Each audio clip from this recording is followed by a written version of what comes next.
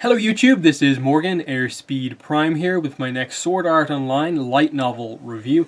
This one is going to be for volume 14, which is called Alicization Uniting.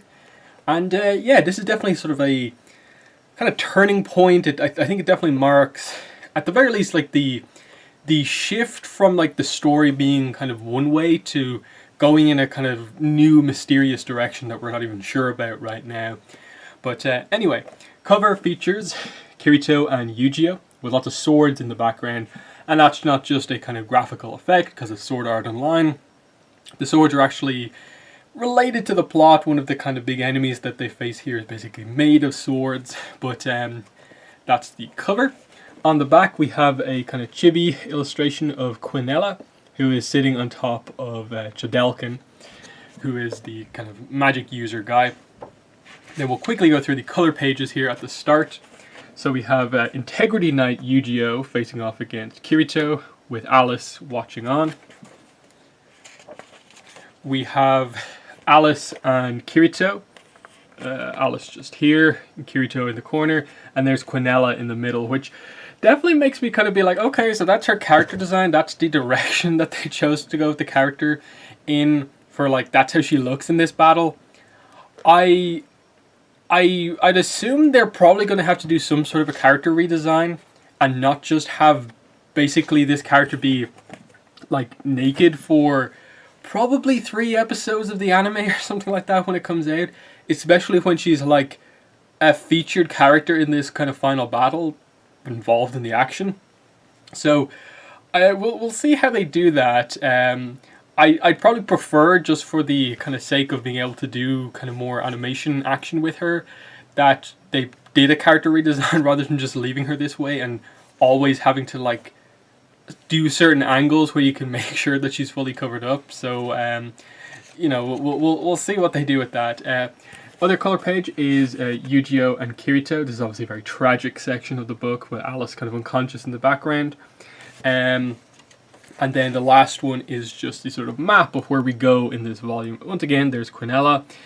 Floor 100 is where most of this takes place. A little bit on floor 99, but basically all on floor 100. So overall, I liked this volume a lot. It's very action-centric in that it basically is just a bunch of different boss fights that transition to the next boss fight and so on. And then some kind of bigger character moments right at the end to sort of get the next section of Alicization kind of started. So I suppose what's the best way to go through this? I suppose in order it is, as I said, it is just a bunch of fights. So we start off with Integrity Knight Yu-Gi-Oh! Facing off against Kirito. Obviously, I think in the last volume, Kirito specifically said to Alice that he would fight Yu-Gi-Oh! So that she doesn't have to, because of he's kind of trying to in a way save their relationship, and having those two fight he felt like would be something that no one should kind of need to see. So he's kind of he's taking the kind of brunt of the fact that he has to fight his best friend basically. So it's definitely emotional. It's a fairly even fight, and we get the idea that Yu-Gi-Oh! Has all these extra powers that he has from being an Integrity Knight that he wouldn't have before. He's using even Aincrad skills that like advancements on Aincrad skills that he hasn't even thought him yet. But Kirito, of course, has all these extra kind of tools in his locker that he hasn't necessarily thought to Yu-Gi-Oh! But we've already gotten established that from Kirito's perspective, Yu-Gi-Oh! In a way is a better like technical swordsman than Kirito is. And we get that primarily what kind of keeps Kirito in this fight is just this desire to get Yu-Gi-Oh! Back, and he eventually manages to connect to Yu-Gi-Oh! You know, the whole piety kind of cube thing, and he doesn't fully break him out of the Integrity Knight kind of situation, but he manages to do enough that like Yu-Gi-Oh! Sort of retreats while just freezing Kirito and Alice in his ice sword release, memory release technique.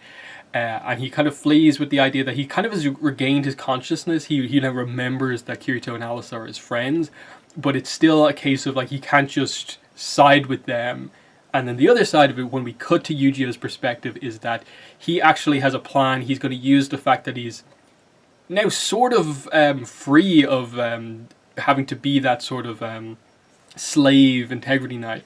And he's going to use that to his advantage to try and basically take out Quinella, because he's going to try and stab her with the dagger that Cardinal gave him, so that her magic will then be able to be transferred and affect Quinella. So that's what we get there. I think during this, she removes his kind of piety module thing, which more or less takes away the whole integrity knight aspect of him while it could be repaired. But before that happens, Kirito and Alice come back up to floor 100 because Shadulkin went down to fight them, but he was immediately scared back up because I think Alice targeted him with her kind of separating her blade into like a million different smaller blades.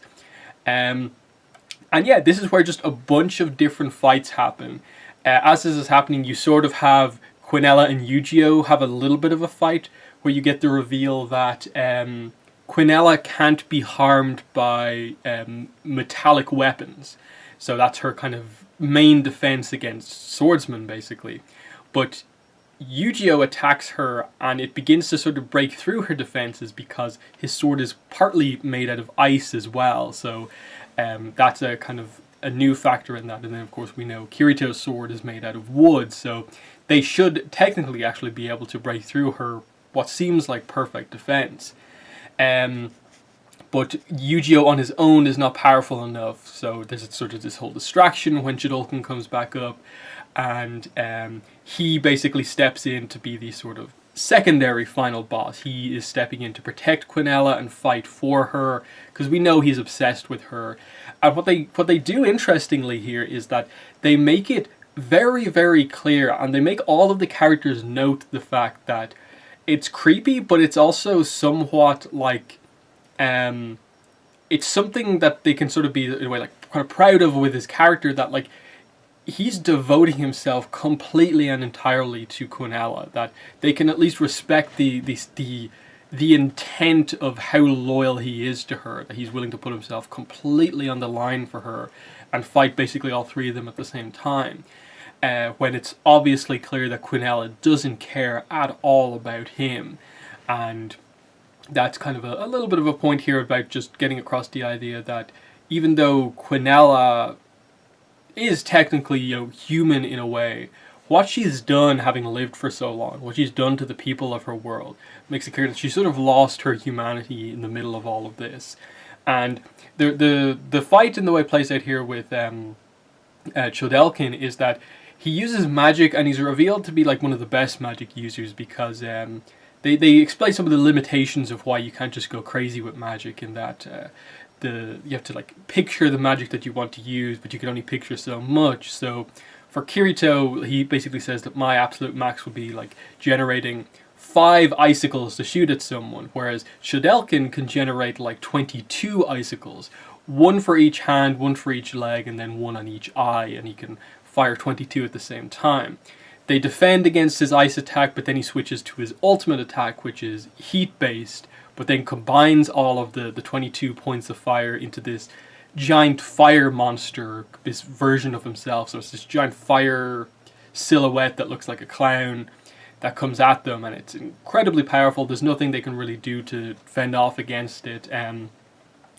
Alice was the one who blocked the ice attack, but she can't really block fire because it's not really physical. And so this is where kind of Kirito steps up, because they kind of have Yu-Gi-Oh kind of take a minute to sort of recover in the aftermath of his kind of engagement against Quinella. So his big move here that sort of becomes sort of his big power-up for the course of this volume is that he goes to use what his one-handed sword like ultimate technique, which is the Vorpal Strike, which is his lunging thrusting attack.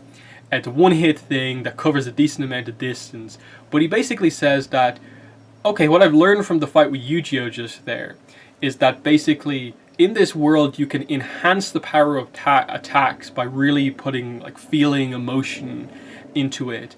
And so he connects with basically the version of himself from SAO, the Black Swordsman, who he is as the undefeatable hero. And what happens is, as he uses his Vorpal Strike, which would usually only cover, you know, a small amount of a noticeable, you know, thrusting distance, but he has to go like stories high into the air to hit like a floating Chidulkin out of the air. It will otherwise be impossible, but he goes to use the attack and he's traveling a huge distance, and as he's traveling that distance, his clothes morph into the Black Swordsman clothes. So he gets the giant kind of trench coat. His hair actually goes a little bit longer as well compared to the kind of shorter look that he has right now. And he basically envisions himself completely, and it becomes reality that he is the Black Swordsman, and he basically kills Chidulkin. Like, it's established that he cuts him in half, and Chidulkin kind of goes down at this point. And again, it is a point that is noted that Quinella doesn't actually care at all that he's been killed. He just gets his like bloody corpse out of the way, and they're all shocked at like the devotion he showed to her, but she's just completely dismissing it. At this point, like, obviously it is Quinella left to fight off these three swords users all at the same time, and you know, it's going okay for them because they have like so many people. But then it obviously turns around when she reveals her kind of ultimate technique, which is to form this giant golem made of swords called the Sword Golem. And this is formed from these swords that are stuck in the ground around floor 100 that everyone else thought were just decoration, but actually rise up, you know, float, form together into this kind of crazy thing made of swords. Yu-Gi-Oh's Piety module, which had been taken out previously, is used as sort of like the centerpiece of this to keep it all together. And this thing just wrecks everyone, basically. Yu-Gi-Oh is terrified, he can't move, he can't bring himself to act against it. Alice, I think, steps up first and is just viciously slammed against the wall. She like loses most of her HP. She's out of action. Kirito goes to block an attack, but then one of the other swords hits him, and he's nearly cut in half, and he's nearly killed as well at this point. And we're just left in this situation where it looks like they're going to just be utterly overwhelmed by this Sword Golem, when suddenly it's revealed that Charlotte, the little spider thing that's been following them around the whole time, is there. And she tells Yu-Gi-Oh to stab the dagger into the lift, basically, up to floor 100. And he manages to do this, which serves the point of basically connecting where Cardinal is. She's limited to only being in her like library or like just a little bit outside of it, and this connects floor 100 to her library, so Cardinal's actually able to participate in this fight here. And she comes in and immediately just incredibly powerful lightning magic, you know, seems to like take out the golem with 3 powerful attacks. She doesn't like disintegrate it or anything like that, but it looks like the swords are just so badly damaged that this thing is down for good. And it looks like we're going to have the big square off between Quinella and Cardinal. They fought in the past and they're going to fight again. She comes in, she heals Kirito, she heals Alice. Yu-Gi-Oh actually hasn't been really injured, so I don't think there's anything to be done to him at this point. And from there, you know, there's obviously this discussion. I think this is where the discussion about, you know, they sort of have Quinella cornered here a little bit. They point out to her, like, this is the negative aspects of how you've ruled the world. You haven't put any plan into place to really fight the Dark Territory, especially now that so many of the Integrity Knights are kind of out of action in all of this. What are you actually going to do? Even you will struggle to fight all of the Dark Territory just on your own with a handful of knights. And she reveals that this one Sword Golem was just like a prototype. My aim is to basically take all of the people in this world and make even more of these Sword Golems, and they will act as the defense against the Dark Territory. And this is where she reveals her trump card, in that the Sword Golem basically reactivates and gets back up like it's been fully healed. And it kind of did this on its own. And this shocks everyone, including Cardinal. And it's revealed by Quinella that it seems like it's 4-on-1, but it's actually 4-on-300, I think is what she says. And this is a kind of essential point for a lot of the kind of key plot points that come out, is what the Sword Golem is, and this connection made between like memory fragments and weapons, and how that relates to the whole connection between a swordsman and their sword, and how to use the different release commands. And she explains that the swords that the golem is made up of is made out of people from the underworld.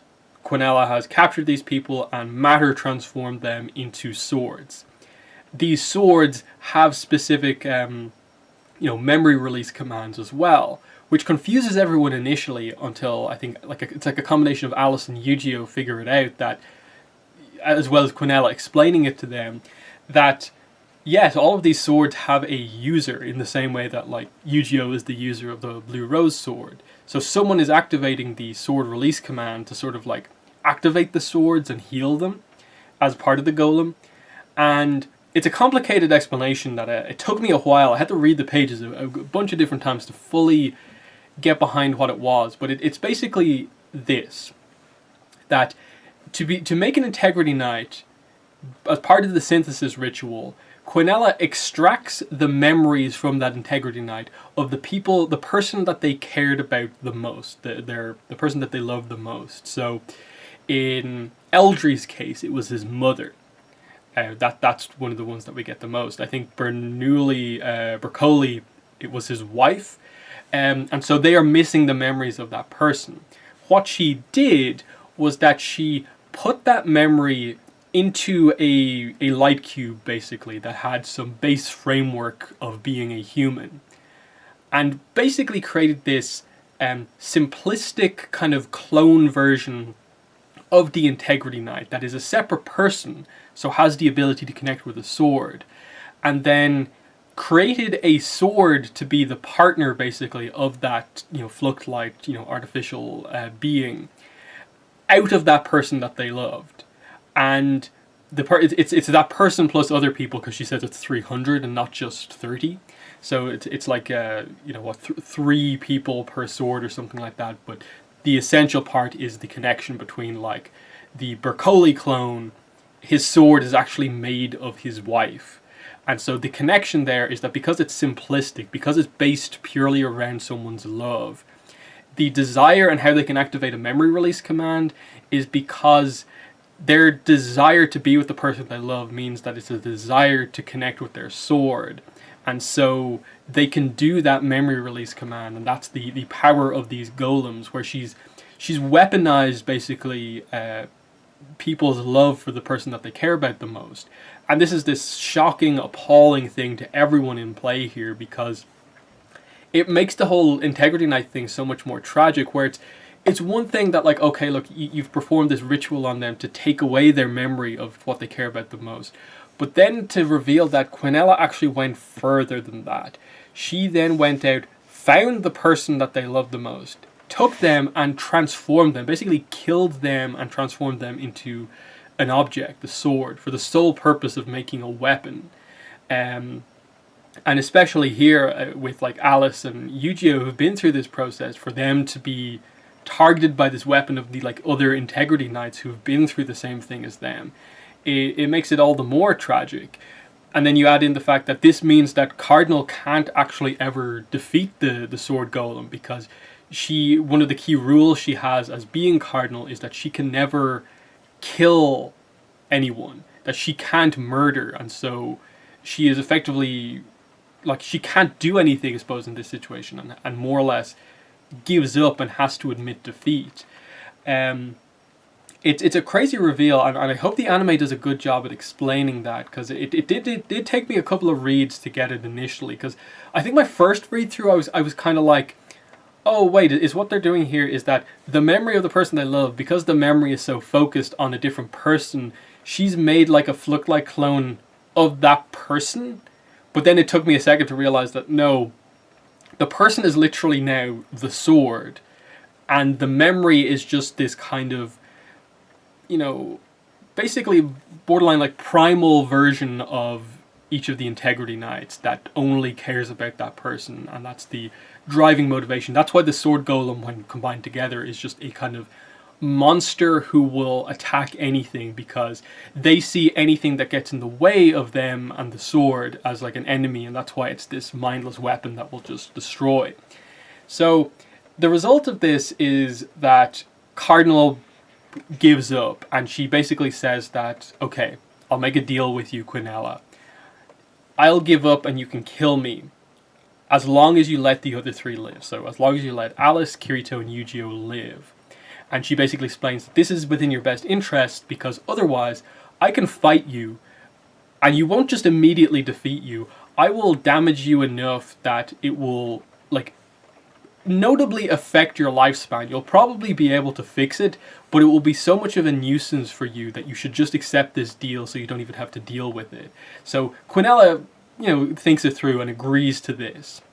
And so she just immediately begins to hammer Cardinal with the same lightning attacks that I think Cardinal used to try and destroy the Sword Golem. And it's really clear, it's pretty brutal, the descriptions of like what's happening to her. She's just being killed here. And this is where Yu-Gi-Oh steps up and realizes that he has to do something. He wasn't able to fight against the Golem because of fear the first time. Now he actually has to act. And he makes this connection where he remembers back to when he connected with the Blue Rose Sword to learn the different techniques. And remembers this kind of memory he has of fusing with his sword.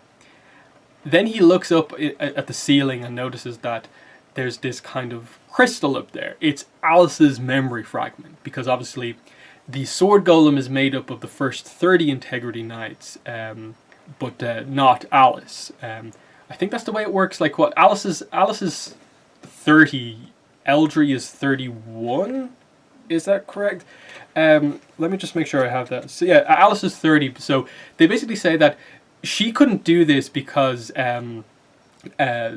they initially don't know the reason for why Alice isn't included as part of the Golem and why Eldry's included instead. But it becomes clear at this point when Yu-Gi-Oh looks up and Alice's memory fragment is there. The person that she loves. Kirito immediately assumed that because he snapped her out of it by talking about her sister, that the person she loved the most was her sister. Instead, it's actually revealed that it was in fact Yu-Gi-Oh. So that's why she couldn't have been part of the Golem, is because Yu-Gi-Oh was also made into an Integrity Knight, so he wasn't made into a sword. So what happens here is that Yu-Gi-Oh decides that the Cardinal, the last thing she should do before she dies is to use her powers to, like Quinella has done, turn Yu-Gi-Oh into a sword. Fuse him with the Blue Rose Sword and the Alice memory module.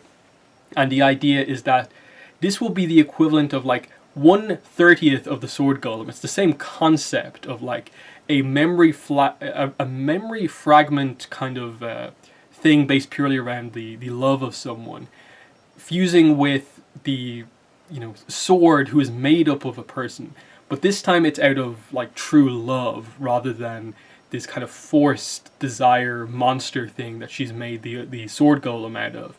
And so yeah, Yu-Gi-Oh fuses with his sword, with the Alice Piety module, and they form this incredibly powerful like white sword that's made of pure light, and it kind of acts on its own and just like spears itself towards the Sword Golem, takes out the central Piety module thing that's controlling it, and basically destroys the Sword Golem in the process.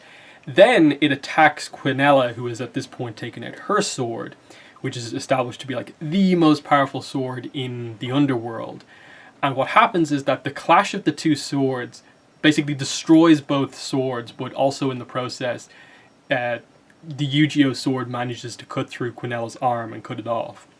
So the idea is that Yu-Gi-Oh's final act, I suppose, as a sword, combined with the memory fragments of Alice, has been to, I suppose, give Yu-Gi-Oh and the real Alice a chance here. And what happens after this, it's really, really tragic, is the fusion of, the transformation of Yu-Gi-Oh into a sword at this point kind of breaks because he's been damaged. And it just directly transforms back into his body. So one half of the sword transforms into the top half of Yu-Gi-Oh's body, the other half into the bottom half. So because the sword was chopped in half, Yu-Gi-Oh has also been cut in half and is dying. And all of this stuff, separates. The blue rose sword comes out. It's also been cut in half, and the Alice memory fragment has been kind of damaged in all of this. But Quinella's missing an arm. She doesn't have her sword anymore, but she still has a chance, because what she does is she goes over, picks up her severed arm, and matter transforms it into a new sword, and then she has to fight Yu-Gi-Oh! Because I think it's, if I remember correctly, at some point during all of this, Alice kind of steps in to block some attacks, while Kirito gets back up after, I suppose, having to deal with what happened to Yu-Gi-Oh! She's knocked unconscious, and then Kirito has to take over the fight, and he manages to regain his confidence. He takes on the form, I'm the hero, the Black Swordsman. The hair comes back, the SAO version of Kirito comes back, and he's in his full-on fighting mode, but he can't defeat Quinella. Quinella is just more powerful than him. She's using all of these different sword techniques, one-handed, but then she's switching to, she morphs her sword into a katana and is using katana sword techniques. She morphs it into a two-handed sword and is using those techniques. And Kirito just can't keep up with her. He's getting injured with every hit.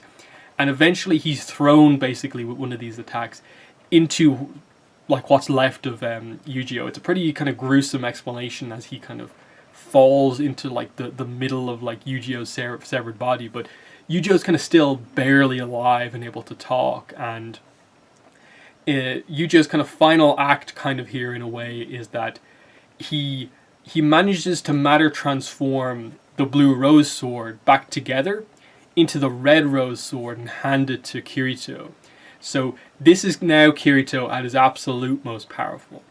That Kirito's vision of himself from before wasn't a complete vision, because the Black Swordsman Kirito was a dual wielder. That was him at his most powerful. And so now he has his Giga Tree sword plus the Red Rose sword from Yu-Gi-Oh! And this is what gives him the chance and the power to fight against Quinella. They both launch attacks at each other. It's very, very quick, actually. This is perhaps one criticism I'd have, is that they give you dual wielding Kirito, but only for a couple of pages. It's really quick. He does the cross block, then he does a double Vorpal Strike. So the first one, what happens is that it cuts off, her attack cuts off Kirito's arm. His attack, one of his attacks, cuts off her other arm, so she doesn't have any arms at this point. And then Kirito's second attack is what kind of finishes her. It's straight through her chest, and this is the finishing blow, in a way. The Red Rose sword goes away at this point because Yu-Gi-Oh is dying. The sword couldn't maintain that form, that power for that long, and she goes to escape at this point. She's just barely alive. She goes to escape via the terminal, which she suddenly reveals and activates that she actually has some ability to kind of communicate with the outside world through the laptop terminal. And her last ditch effort is to try and escape somehow into the real world. What happens here is really sudden, that Chodelkin, his spirit and how much he cares for her is still active at this point. So he goes over to her, but his spirit is this flaming version of himself. So as he touches her to try and, I suppose, be with her in a way, he ends up kind of killing her and stopping her from transferring into the physical world. So Chodelkin and her, I suppose, lack of care for him ends up sort of being what brings her down. And then, I suppose, Chodelkin's obsessive love of her ends up being also what kills her. So very, crazy, tragic, people just dying, getting chopped in half, limbs getting chopped off. It's pretty violent. I wonder how the anime is going to handle this, because it hasn't been that violent before, just because it's always been data stuff for the most part, when people get attacked. But yeah, that's what happens there. Then we get, I suppose, the death scene of Yu-Gi-Oh! Kirito goes over to Yu-Gi-Oh! And they have their kind of final talk. The main things to come out of this are that Yu-Gi-Oh! At this point now fully remembers Kirito.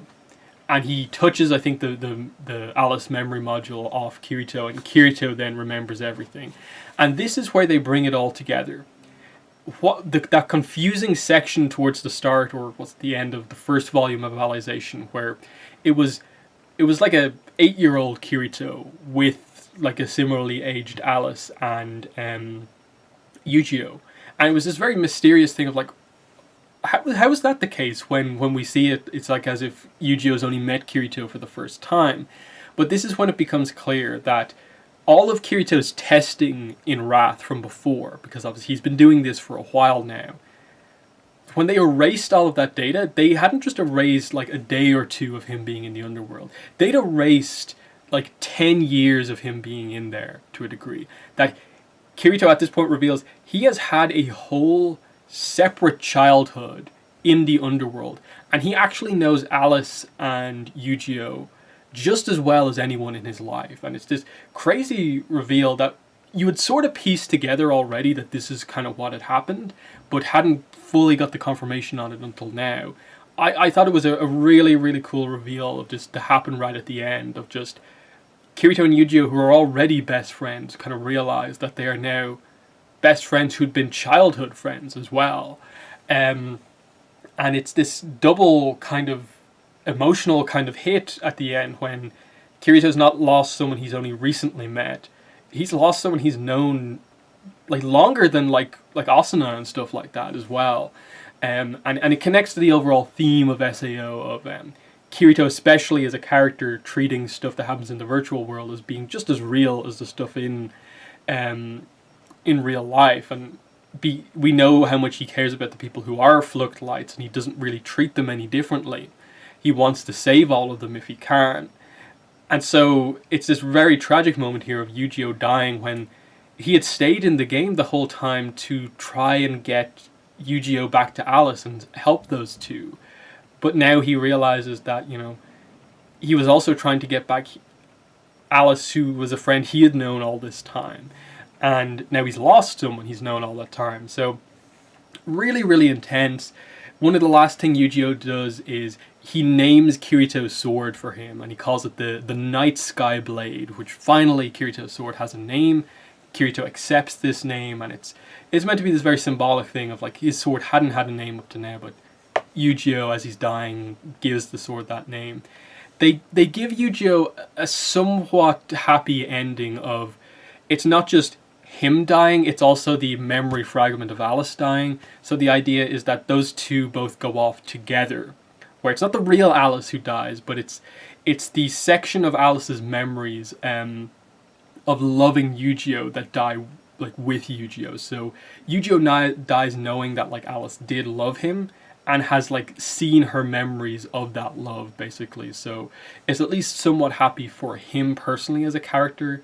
But I do want to know, I suppose, how much of an impact that has on Alice, who now doesn't actually remember that as such. So it's an interesting, it's a very tragic end to the character, but it's also a very impactful one because of how they did it. I definitely will give praise for it, because this friendship has been so well done. Like, they've been partners on this journey. Kirito's trained Yu-Gi-Oh. Yu-Gi-Oh has kind of driven Kirito on. How is Kirito going to go on now that he's dead? And we end the book with this very interesting scene that immediately, even on the last pages, there's been all these twists and turns of Cardinal dying, them killing Quinella with still 4 volumes to go, Yu-Gi-Oh's dying, and then they go over, Kirito goes over to the laptop module, the connection to the outside world. He turns the time acceleration in the game down to 1.0 when it was at 1,000, which is why he experienced so much time, even though it was only a couple of days in the real world. And he tries to do like an audio call back to the real world. And he gets through to Kikuoka, but it's clear that on the Ocean Turtle, something is happening. It's like they're under attack and the power is about to go off. And Kikuoka mentions Asuna, and Kirito's very happy to hear that, shocked to hear that she's there, but, you know, happy to hear her. And then suddenly it's kind of revealed that like the power goes off. What does it say here? Yeah, and then I saw something strange. White pillars of light silently falling from far above and piercing the ceiling of the cathedral. All I could do was look. upward at the beams of light intersecting on me. There was no pain, no impact, no sensation of any kind, but I understood on instinct that I had suffered too much damage to recover from. The light wasn't piercing my flesh, it was piercing my soul itself, it seems. Something very important, something that made me me, was ripped into pieces and vanished. Time, space, and even memory melted into an empty void. I simply was ... Even that word lost its meaning. And just before the ability to think itself was lost, I heard a distant voice. Kirito, Kirito. It was a voice so nostalgic I wanted to cry. A sound that was maddeningly precious. It was ... Whose voice is that? ... Question mark. So Asuna kind of calling out to Kirito over the call as the power goes out of the soul transistor. Because again, let's not forget, Kirito is in that getting his like brain basically repaired, his mind repaired from what happened at the very start of the arc. And now that's been interrupted, and the idea that this is his flux light being damaged, his memories, his soul actually being damaged by what's happened here. And it's having an impact on him in the game and who he is. And it seems like here he's losing all memories of who he is. And borderline seems like he's like brain dead at this point. That he just doesn't have any memories of anything anymore. Because if his flux light is that badly damaged, he'd lose all of his memories from the real world, but he'd also lose all of his memories from the Underworld game as well. So it's going to be really interesting to see what they do next with this. Of just, is Kirito just out of action for like a bunch of volumes? I assume this means Alice kind of has to step up to be the main character for like the next volume or two, because she's the only one left. Yu-Gi-Oh is dead. He's gone. Kirito is now, you know, he's still there physically. I don't think they're saying his flux light was destroyed, but everything that makes him who he is, his skills, talent, his consciousness basically seems to be gone. And Alice is the only one left. So it's going to give her the chance to take the spotlight, but what exactly is going to happen? He does say in the afterword for this volume that we'll be seeing some of the other characters, the real world characters again. Many of the characters you know and love from the real world side will get back into the action, so I hope you stick around to see your favorites. So I assume he means Klein, Silica, Asuna, of course, Xenon, those type of characters. And that's going to be really fun to see what they do. And just to get the reveal on what exactly happened on the Ocean Turtle. We know it's all military stuff, and that there were the last, I think, couple of scenes we had in the Ocean Turtle, they were kind of building up to something, that there's like a lot of security as if they're expecting some sort of an attack. In that this is no longer just like Kirito doing some kind of minor like VR detective work type stuff. It seems like something very, very serious, like real world altering, that has the militaries of the world so interested that attacks are coming in. So huge twist in the story, because obviously Quinella was like the main villain, now she's gone. And then let's not forget that there is this whole other section to that as well, of the Dark Territory. Like that is left in such a crazy position at this point now, because with Quinella gone, with most of the Integrity Knights gone, with Yu-Gi-Oh gone, Kirito out of action, it's like Alice and a handful of Integrity Knights basically left to defend the entire kind of like world from the Dark Territory. So in taking out Quinella, they've sacrificed so much that now it seems like everyone is at risk. And suddenly what Kirito's fought for, which is basically to protect the lives of all of these Fluxlights, these people he considers to be just as valuable as humans, are at risk. And, you know, all of these sacrifices were made, and it seems like everything is going wrong. So yeah, that's my thoughts on the book. I really liked it, especially towards the end. All those twists and turns really helped it to turn from what could have been a fairly standard final battle type thing. It turned from that into a really emotional, crazy twist that set up a second half of the story that we know very little about. So I'm really, really interested to see where they go from here. But in the comments, let me know what your thoughts were on this volume. What were your thoughts on what I had to say about it? But yeah, that's been the video. Thanks for watching, and bye.